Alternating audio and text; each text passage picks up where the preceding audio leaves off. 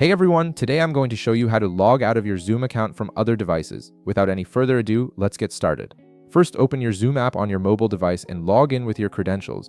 Once you're logged in, tap your profile picture in the upper left corner of the screen. This will take you to your account settings where you can manage various aspects of your Zoom profile and security. Next, tap on My Profile.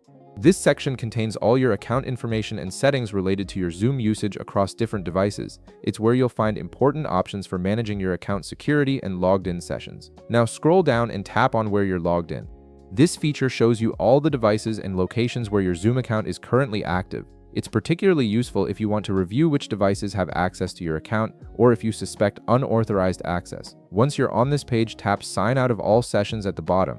This action will immediately disconnect your Zoom account from every device where you're currently logged in, except for the device you're using right now. It's an effective way to secure your account if you've logged in on public computers or shared devices. A confirmation will pop up. Tap Sign Out of All Sessions to confirm your action. This final step ensures that you really want to proceed with logging out from all your active sessions.